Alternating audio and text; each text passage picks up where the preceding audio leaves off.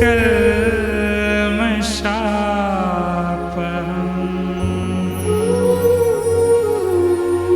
श्रवणमङ्गलम्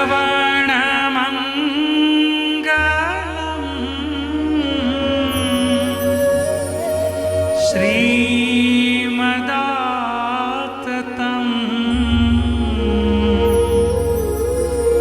भुवि गृह्णन्ति ते भूरिदा जना।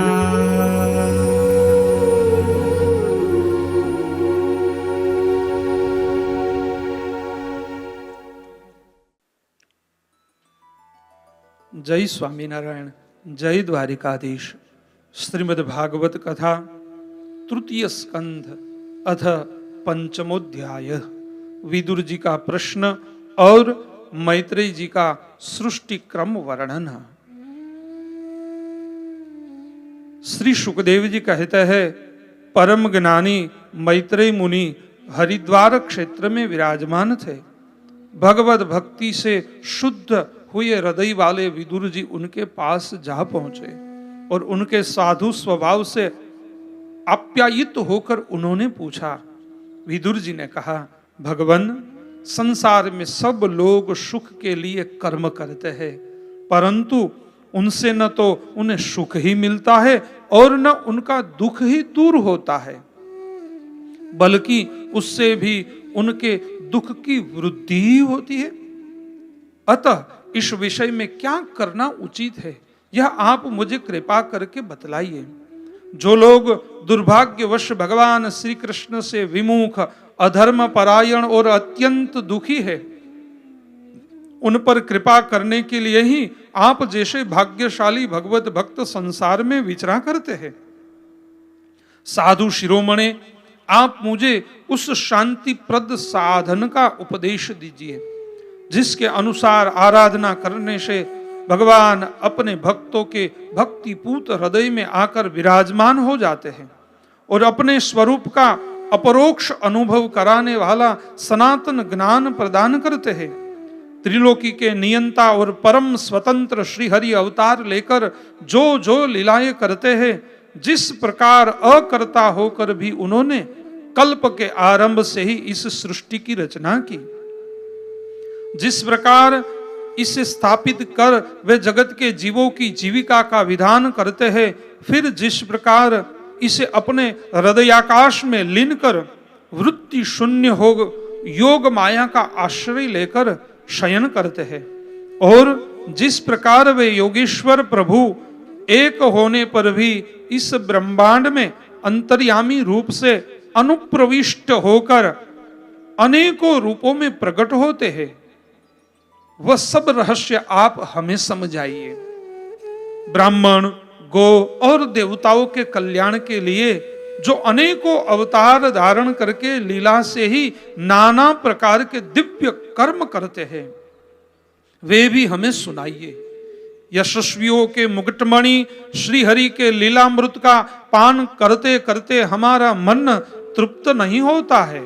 हमें यह भी सुनाइए कि उन समस्त लोकपतियों के स्वामी श्री हरि ने इन लोकपालों और लोकालोक पर्वत से बाहर के भागों को, जिनमें ये सब प्रकार के प्राणियों के अधिकारानुसार भिन्न भिन्न भेद प्रतीत हो रहे हैं, किन तत्वों से रचा है।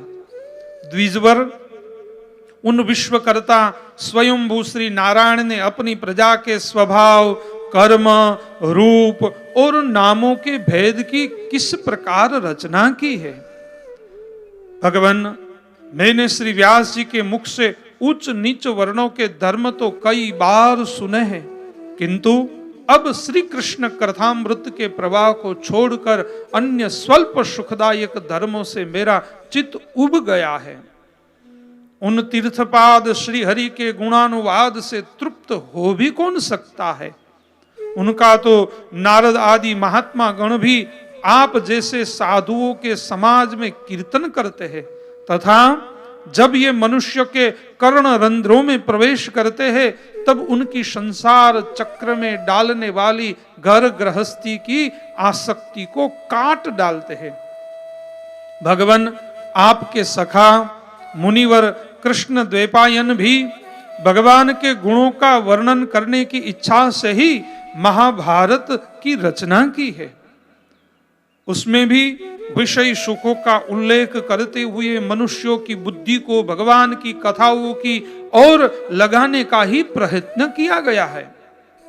यह भगवत कथा की रुचि श्रद्धालु पुरुष के हृदय में जब बढ़ने लगती है तब अन्य विषयों से उसे विरक्त कर देती है।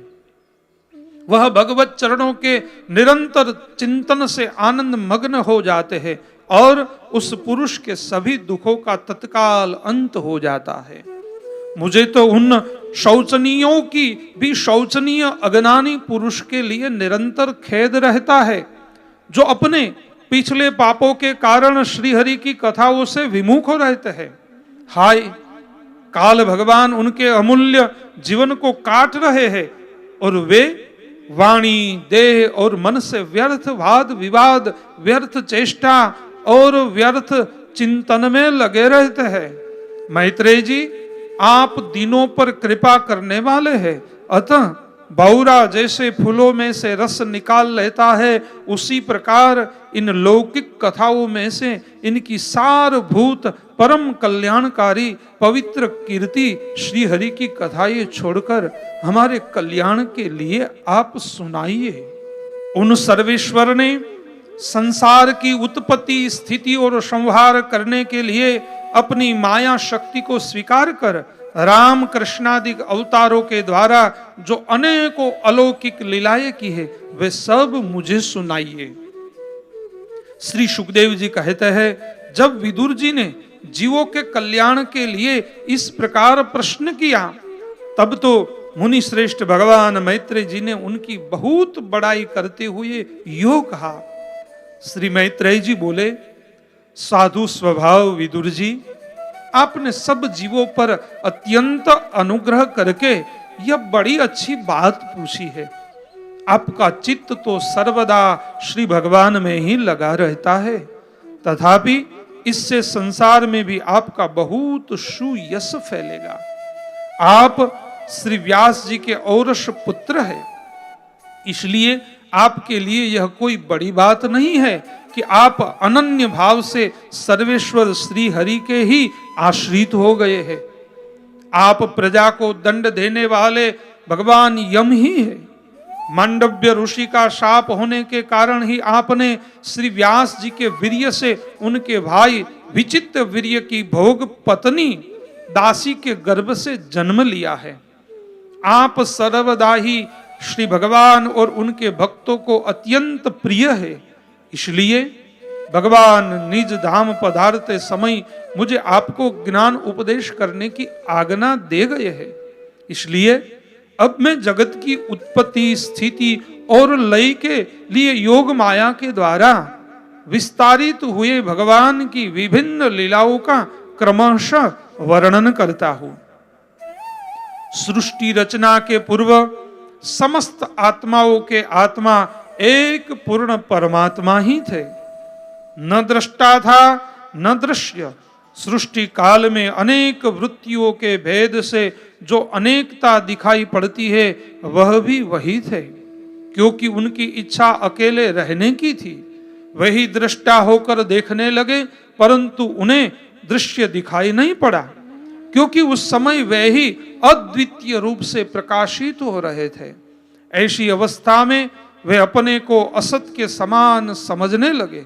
वस्तुतः वे असत नहीं थे, क्योंकि उनकी शक्तियां ही सोई थी, उनके ज्ञान का लोप नहीं हुआ था। यह दृष्टा और दृश्य का अनुसंधान करने वाली शक्ति है, कार्य कारण रूपा माया है।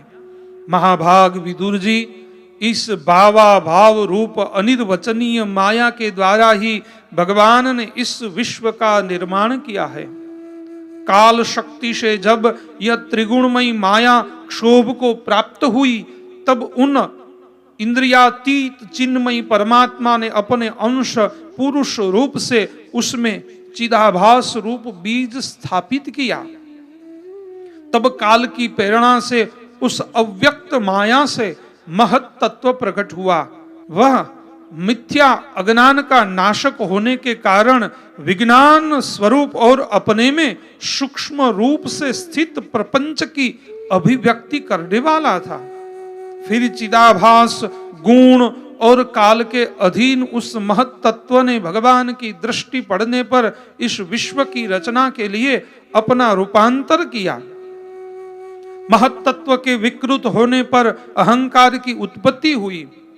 जो कार्य अधिभूत कारण अध्यात्म और कर्ता अधिदेव रूप होने के कारण भूत इंद्रियों और मन का कारण है, वह अहंकार वैकारिक तेजस और तामस भेद से 3 प्रकार का है। अतः अहम तत्व में विकार होने पर वैकारिक अहंकार से मन और जिनसे विषयों का ज्ञान होता है वे इंद्रियों के अधिष्ठाता देवता हुए। तेजस अहंकार से ज्ञानेन्द्रिया और कर्मेंद्रिया हुई तथा तामस अहंकार से सूक्ष्म भूतों का कारण शब्द तन्मात्रा हुआ और उससे दृष्टांत रूप से आत्मा का बोध कराने वाला आकाश उत्पन्न हुआ। भगवान की दृष्टि जब आकाश पर पड़ी तब उससे फिर काल माया और चिदाभास के योग से स्पर्श तन्मात्रा हुआ और उससे विकृत होने पर उससे वायु की उत्पत्ति हुई। अत्यंत बलवान वायु ने आकाश के सहित विकृत होकर रूप तन्मात्रा की रचना की और उससे संसार का प्रकाशक तेज उत्पन्न हुआ। फिर परमात्मा की दृष्टि पड़ने पर वायु युक्त तेज ने काल माया और चिद शंख के योग से विकृत होकर रस तन्मात्रा के कार्य जल को उत्पन्न किया। तदंतर तेज से युक्त जल ने ब्रह्म का दृष्टिपात होने पर काल माया और चित्त अंश के योग से गंध गुणमयी पृथ्वी को उत्पन्न किया। विदुर जी, इन आकाश आदि भूतों में से जो जो भूत पीछे पीछे उत्पन्न हुए हैं उनमें क्रमशः अपने पूर्व भूतों के गुण भी अनुगत समझने चाहिए। ये महत तत्वादि के अभिमानी विकार विक्षेप और चेतनांश विशिष्ट देवगण श्री भगवान के ही अंश है, किंतु पृथक पृथक रहने के कारण जब वे विश्व रचना रूप अपने कार्य में सफल नहीं हुए तब हाथ जोड़कर भगवान से कहने लगे। देवताओं ने कहा, देव, हम आपके चरण कमलों की वंदना करते हैं। ये अपनी शरण में आए हुए जीवों का ताप दूर करने के लिए छत्र के समान है तथा इनका आश्रय लेने से यतिजन अनंत संसार दुख को सुगमता से ही दूर फेंक देते हैं। जगत कर्ता जगदीश्वर इस संसार में तापत्रय से व्याकुल रहने के कारण जीवों को जरा भी शांति नहीं मिलती। इसलिए भगवान, हम आपके चरणों की ज्ञानमयी छाया का आश्रय लेते हैं। मुनिजन एकांत स्थान में रहकर आपके मुख कमल का आश्रय लेने वाले वेद मंत्र रूप पक्षियों के द्वारा जिनका अनुसंधान करते रहते हैं तथा जो संपूर्ण पाप नाशिनी नदियों में श्रेष्ठ श्री गंगा जी के उद्गम स्थान है, आपके उन परम पावन पाद पद्मों का हम आश्रय लेते हैं। हम आपके चरण कमलों की उस चौकी का आश्रय ग्रहण करते हैं जिसे भक्तजन श्रद्धा और श्रवण कीर्तनादि रूप भक्ति से परिमार्जित अंतःकरण में धारण करके वैराग्य पुष्ट ज्ञान के द्वारा परम धीर हो जाते हैं। ईश, आप संसार की उत्पत्ति स्थिति और संहार के लिए ही अवतार लेते हैं, अतः हम सब आपके उन चरण कमलों की शरण लेते हैं। जो अपना स्मरण करने वाले भक्त जनों को अभय कर देते हैं, जिन पुरुषों का देह गेह तथा उनसे संबंध रखने वाले अन्य तुच्छ पदार्थों में अहमता ममता का दृढ़ दुराग्रह है, उनके शरीर में आपके अंतर्यामी रूप से रहने पर भी जो अत्यंत दूर है, उन्हें आपके चरणारविंद को हम भजते हैं। परम यशस्वी परमेश्वर इंद्रियों के विषयाभिमुख रहने के कारण जिनका मन सर्वदा बाहर ही भटकता करता है, वे पामर लोग आपके विलास पूर्ण पाद विन्यास की शोभा के विशेषज्ञ भक्त जनों का दर्शन नहीं कर पाते। इससे वे आपके चरणों से दूर रहते हैं। देव, आपके कथामृत का पान करने से उमड़ी हुई भक्ति के कारण जिनका अंतःकरण निर्मल हो गया है, वह लोग वैराग्य ही जिसका सार है, ऐसा आत्मज्ञान प्राप्त करके अनायास ही आपके वैकुंठ धाम को चले जाते हैं। दूसरे धीर पुरुष चित्त निरोध रूप समाधि के बल से आपकी बलवती माया को जीतकर आप में ही लीन हो जाते हैं, पर उन्हें श्रम बहुत होता है, किंतु आपकी सेवा के मार्ग में कुछ भी कष्ट नहीं है। आदिदेव, आपने सृष्टि रचना की इच्छा से हमें त्रिगुणमय रचा है, इसलिए विभिन्न स्वभाव वाले होने के कारण हम आपस में मिल नहीं पाते और इसी से आपकी क्रीड़ा के साधन रूप ब्रह्मांड की रचना करके उसे आपको समर्पण करने में असमर्थ हो रहे हैं। अतः जन्म रहित भगवान, जिससे हम ब्रह्मांड रचकर आपको सब प्रकार के भोग समय पर समर्पण कर सके और जहां स्थित होकर हम भी अपनी योग्यता के अनुसार अन्न ग्रहण कर सके तथा ये सब जीव भी सब प्रकार की विघ्न बाधाओं से दूर रहकर हम और आप दोनों को भोग समर्पण करते हुए अपना अपना अन्न भक्षण कर सके, ऐसा कोई उपाय कीजिए। आप निर्विकार पुराण पुरुष ही अन्य कार्य वर्ग के सहित हम देवताओं के आदि कारण है। देव, पहले आप अजन्मा ही ने सत्वादि गुण और जन्मादि कर्मों की कारण रूपा माया शक्ति में चिदाभास रूप वीर्य स्थापित किया था।